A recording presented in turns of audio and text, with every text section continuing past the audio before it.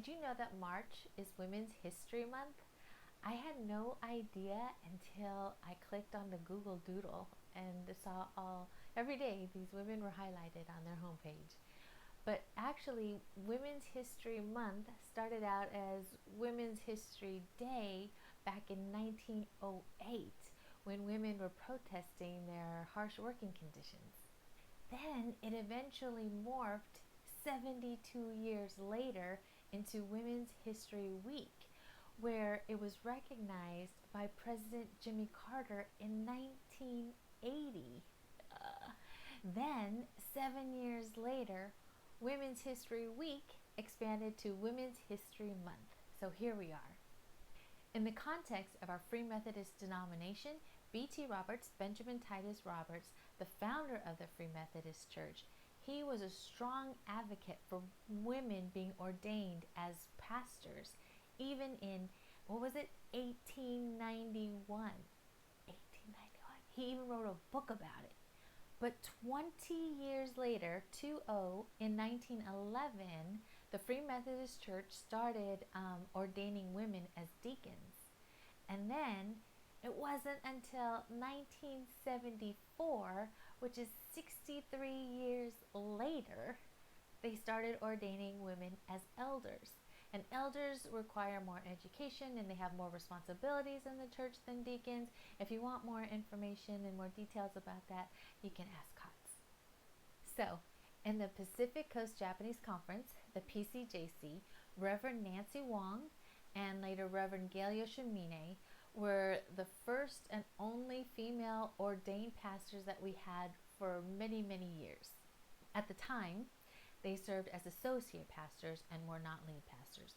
In fact, Reverend Nancy Wong is the only female pastor to serve as a sole lead pastor in any of our PCJC churches. These two pastors, Reverend Nancy and Reverend Gail, really paved the way for us, the 10 of us. There's 7 of us who are ordained elders, 1 who is a licensed pastor, and 2 women who are coming up through the ordination process. We are so grateful to them and for the work that they did to make a way and to be a model for us who have followed in their footsteps. 2019, 108 years after they started ordaining women as deacons, the Free Methodist Church USA elected their first woman bishop, Bishop Linda Adams. She serves along on the board of bishops with Bishop Keith and Bishop Matt. In the Free Methodist Church USA, like I mentioned before, we have 22 conferences.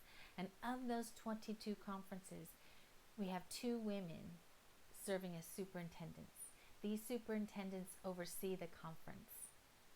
We have 2 women serving as superintendents. So there's a lot of work to do. Currently, at Westlight, we are the first church in the PCJC to appoint 2 people to co-lead, and we have a man, Kotz, and me, a woman. And Westlight has been very intentional about having equity in pay and having equity in our policies. And we are so intentional about having women in our serving in our ministries and in leadership. Westlight Church started as a church plant in 2005, and we became an official society in 2009. And it was at that point we had to create a board.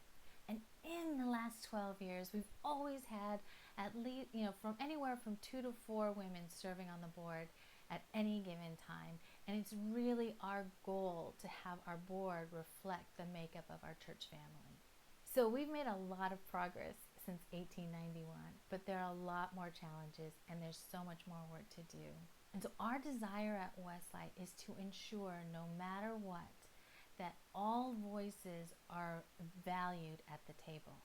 So I believe deep in my heart, it's a deep value of mine that integration makes us healthier, more loving, and a stronger church that reflects the nature and character of Jesus. And so I want to thank you for allowing me to share my voice on this dear Westlight. And I have a daughter and I have a granddaughter, and I'm going to encourage them to share their voice. And I encourage all of the women at Westlight, you amazing women, to to share your voice as well. Because when we share our voices, everyone benefits. And it's one more way that we can experience heaven together.